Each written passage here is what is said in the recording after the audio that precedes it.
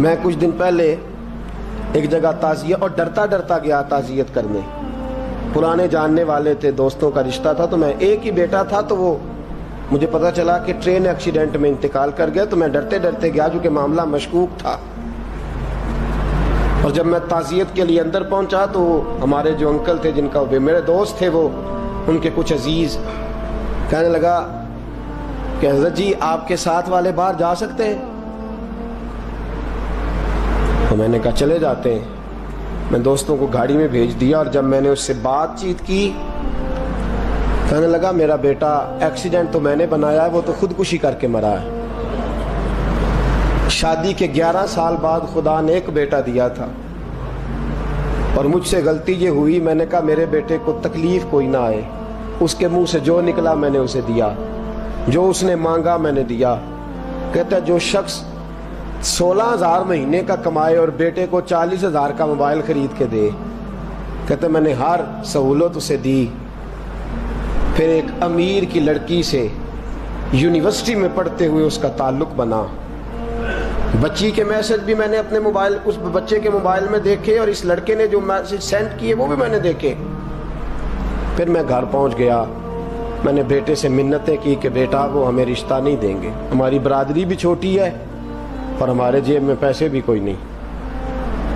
پھر میں ان کے گھر گیا, بیٹا نہ مانا, اور میں نے اس شخص کو بلا کے کہا تیری بیٹی کے میسیج ہیں, خدا را خیال کر, اور تیرے تو 7 بچے ہیں, میری گود میں تو ایک ہی پھول کھلا ہے, میں کدھر جاؤں, خیال کر. اس نے کہا دوبارہ تو نے نام لیا تو ایسے کیس میں باپ بیٹے کو پھنساؤں گا کہ ساری زندگی نکل نہیں سکو گے. نے کہا میں نے بیٹے سے کہا کہ بیٹا میں نے پگڑی تک رکھی ہے پر مجھے رشتہ نہیں ملا, تو باز آ جا. کہنے لگا 3 راتیں میرا بیٹا سویا نہیں, اور مجھے کہنے لگا حضرت جی وہ 4تھی رات سویا ہے تو دوبارہ اٹھا نہیں. مجھے کہنے لگا مجھے اجازت دو کہ میں اس بیٹی کو بھی قتل کر دوں اور اس کا باپ بھی قتل کر دوں, میرا تو گھر اجڑ گیا نا. وہ کہنے لگا میں کبھی کبھی دوستوں کے پاس جا کے رات گزار لیتا ہوں اور میں اپنے دل کو سکون دے لیتا ہوں, لیکن اس کی ماں اس کے جوتے سینے سے لگائے پھرتی ہے, اس کی اماں اس کے پرانے کپڑے لے کے سینے سے لگائے پھرتی ہے. کہنے لگا حضرت جی کوئی کوشش کرو, کوئی دعا کرو کہ اللہ مہربانیاں کرے. میں کہہ تو نہیں سکا ان سے, لیکن میرے دل میں خیال آیا کہ کس نے کہا تھا کہ بچہ یونیورسٹی میں کو ایجوکیشن میں داخل کراؤ, کس نے کہا تھا کہ اس کے ہاتھ میں آگ کا انگارہ دو. میرے دوست, آپ تیز آنچ تیز آگ جلا کے اس کے قریب مکھن رکھو, اور پھر مکھن سے کہو کہ ڈلنا نہ, پھر مکھن سے کہو کہ پگھلنا نہ. بھئی تیز آگ قریب جلا دی اور تو کہتا ہے پگھلنا, یہ کیسا ممکن ہے؟ ہو سکتا ہے؟ بولیے نا, ہو سکتا ہے؟ لڑکا اور لڑکی کٹھے کالج میں پڑھیں, ایک کمرے میں رہیں, ایک چھت کے نیچے رہیں, ایک دوسرے کو دیکھیں, نام جانیں, فون نمبر پاس ہو, اور پھر کہنا کہ تم عشق کا چکر نہ لڑانا, کیسے ممکن ہے؟ اور بڑے سیانے بندے کہتے ہیں حضرت صاحب اعتماد ہونا چاہیے اولاد پہ. میرے نبی پاک کو اپنی بیویوں پہ اعتماد نہیں؟ عبداللہ ابن مکتوم نابینے سے ابھی آئے ہیں تو حضور نے فرمایا پردہ کر لو, حضور کو اعتماد نہیں؟ مصطفیٰ سے پاک گھر کسی کا ہو سکتا ہے؟ فرمایا پردہ کر لو, نقاب ڈالو. سونے وہ تو نابینا ہے, فرمایا تمہیں تو نظر آتا ہے نا, ڈالو نقاب. یہ اعتماد ہونا چاہیے. یہ کیسا اعتماد ہے کہ تو تیز آگ جلائے اور مکھن قریب رکھ کے اعتماد کر, یہ کیسا اعتماد ہے؟ ایک حدیث سنانے لگا ہوں, زندگی بھر بھولنا نہ, دل کی تختی پہ لکھنا یہ روایت. توجہ ہے آپ کی؟ جاگ رہے ہیں؟ باہر والوں کو میری بات کی سمجھ آ رہی ہے؟ حدیث سنانے لگا ہوں, ابن حجر اسقلانی حدیث لائے ہیں. رسول پاک صلی اللہ علیہ وسلم نے فرمایا جہاں مرد اور عورت اکیلے ہوں وہاں تیسرا شیطان ہوتا ہے. یہ تو پہلے بھی سنے ہوں گے نا اتنے لفظ. اس سے آگے ہیں ابن حجر حدیث کے لفظ لائے. یا رسول اللہ صلی اللہ تعالی علیہ وسلم، مرد اور عورت اکیلے ہوں تو تیسرا شیطان ہوتا ہے؟ حضور نے فرمایا ہاں. عرض کی حضور اگرچہ وہ نیک ہو. جاگ رہے ہیں نا آپ لوگ؟ اگرچہ وہ جہاں مرد اور عورت اکیلے ہوں وہاں تیسرا شیطان ہوتا ہے. حضور اگر وہ نیک ہو لکھ لو دل کی تختی پر. میرے رسول نے فرمایا اگر عیسیٰ کی ماں مریم بھی ہو اور زکریا کا بیٹا یحییٰ بھی ہو تو میں ان دونوں کو بھی اکیلا بیٹھنے کی اجازت نہیں دے سکتا. فرمایا عیسیٰ کی ماں مریم جو رہی مسجد میں، پلی مسجد میں، جس کی پاکیزگی کا اعلان قرآن کر رہا ہے، عیسیٰ کی ماں مریم. اور فرمایا یحییٰ صرف نبی نہیں، نبی کے بیٹے بھی ہیں. زکریا بن یحییٰ.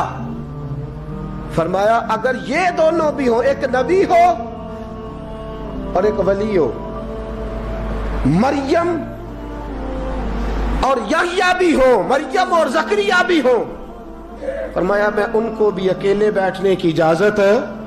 تو کس نیکی اور پرہیزگاری کی بات کرتا ہے؟ تو کیسا پیر ہے اس کے پاس تنہائی میں بیٹھ کے بی بی اپنا دکھڑا سنا رہی ہے؟ تو کیسا مفتی ہے؟ اٹھا کے لے جا طریقتیں شریعتیں اور جا کے سنبھال لے اپنے جبہ اور دستار میں. وہ کوئی جبہ اور دستار نہیں، وہ گند ہے. اس لیے کہ جو نبی مریم سلام اللہ علیہا کو نبی کے پاس بیٹھنے کی اجازت نہیں دے رہے، وہ پیر کس بات کی مولی ہے جو بیبیوں کو بغیر پردے کے سامنے بٹھاتا ہے؟ اور تنہا بی بی کہتی ہے میرا دکھ سن لے. کس نے اجازت دی ہے؟ اور پھر کہنا تماشا لگ گیا، سٹنڈ لگ گیا. یہ شریعت بیان کر رہا ہوں، رسول اللہ کا فرمان بیان کر رہا ہوں، اور اس سے آگے ہمیں کسی دلیل کی ضرورت بالکل نہیں ہے. پتہ نہیں باپ کو کہ میرا بیٹا کیا کر رہا ہے. اندھی ہے وہ ماں جس کی بیٹی سارا دن نیٹ پہ بیٹھی رہتی ہے، اس کو خبر نہیں کیا ہو رہا. اور جب آگ گلے تک آتی ہے نا، داڑیاں جب جلنے لگتی ہیں تو ہمیں خیال آتا ہے یہ کیا بن گیا ہے. اور جب ماں کا دوپٹہ کھینچنے لگتا ہے نا سگا بیٹا کہ چل میرا رشتہ مانگ، پھر اس کو پتا چلتا ہے کہ یہ تو معاملہ ہی بڑا خراب کر لیا میں نے. میرے دوست، جوانی زیادہ پیسے کمانے کا نام نہیں. اگر تو قیمتی کپڑے پہنتا ہے تو تو جوان نہیں. تو 50 کلو وزن بائیں ہاتھ سے اٹھا لیتا تو تو جوان نہیں. اگر تو ڈگریوں کا ڈھیر لگایا ہے اور تیرا دراز اور الماری بھر گئے ہیں تو تو جوان نہیں. اور اگر تو نے اپنے خاندان اور معاشرے میں اونچا افسر بن کے نام کما لیا تو جوان نہیں.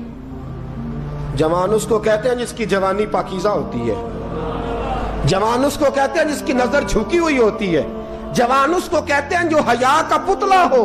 جوان اس کو کہتے ہیں جو شرم کا پیکر ہو. جوان اس کو کہتے ہیں جس کی نظر سے معاشرے کی بہو بیٹیاں بچی ہو. جوان وہ ہوتا ہے، جوان بھی ہو پاکیزہ بھی ہو. جوان وہ ہوتا ہے کہ میرے رسول پاک نے فرمایا صبح قیامت اللہ عرش کے سیدھے جانب جوان کھڑا کرے گا. 30 سال کا جوان، چڑھتی جوانی، خوبصورت آنکھیں، روشن چہرہ، اس کا وجود طاقت والا. نبی آگے بڑھ کے پوچھیں گے یا اللہ یہ کون ہے جو تیرے دائیں جانب کھڑا ہے؟ اللہ فرمائے گا یہ وہ جوان ہے کہ خوبصورت عورت نے اسے کہا تھا میرے ساتھ منہ کالا کر لے، پر اس نے نظر جھکا کے کہا تھا انی اخاف اللہ. نہ بھائی میں تو اپنے اللہ سے ڈرتا ہوں.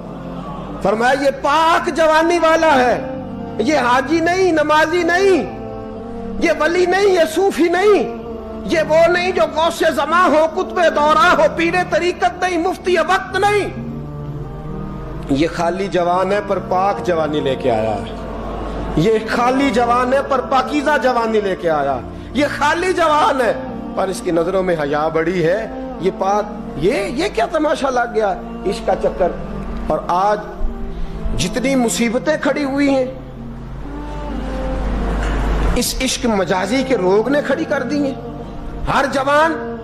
ہمارا ایک بچہ تھوڑے دن پہلے اس علاقے کا محمد طیب نام کا شہید ہو گیا. وہ ایک کونے میں رہنے والا, ایک محلے میں ایک چھوٹے سے کونے میں رہنے والا بچہ تھا نا. میرے ساتھ دوست موجود ہیں. صبح سے لے کر ساری رات میں افسوس کرتا رہا میں جنازے میں کیوں نہیں گیا, میں جنازے میں کیوں نہیں گیا. وہ بچہ پاک فوج کا وہ شہادت اختیار کر گیا تو فخر سے سر بلند کر گیا اپنا. لیکن جو بی بی کے لیے ساری رات روتے رہتے ہیں وہ شہید ہو سکیں گے؟ جو ساری رات ٹھنڈ میں کھڑے ہو کے عورت کے ساتھ گفتگو کرتے رہتے ہیں اور جو سارا دن دل میں گند رکھتے ہیں بی بی کے لیے, ان کے ہاتھ میں تلوار آئے گی؟ یہ بہو بیٹیوں کی عزتیں بچا سکیں گے؟ عافیہ صدیقیہ جیلوں میں جل گئی امریکہ کی, اور وہ جب بھی خط لکھتی تھی کہتی تھی کوئی محمد بن قاسم نہیں بچا, وہ کہتی تھی کوئی شہاب الدین غوری نہیں بچا. اور وہ جب بھی, اب تو خیر اس کا ذہنی توازن ہی کام کرنا چھوڑ گیا, وہ بی بی جب بھی خط لکھتی تھی نا اہل پاکستان کو تو کہتی تھی پاکستان والوں بتاؤ کیا تمہارے اندر کوئی بھی خالد بن ولید کا ماننے والا نہیں؟ کیا کوئی نہیں تمہارے اندر جو علی کے نام کا نعرہ لگانے والا ہو؟ کوئی نہیں بچا جو فاروق اعظم کی سیرت کو فالو کرنے والا ہو؟ کوئی لاؤ جس کے ہاتھ میں تلوار ہو اور مجھے سمجھ آئے کہ یہ وہ ہے جو حسن اور حسین کا نام لینے والا ہے. کوئی نہیں بچا. اس لیے کہ گندگی دماغ میں, گندگی دل میں, گندگی روح میں تو اس کام کے لیے آیا تھا.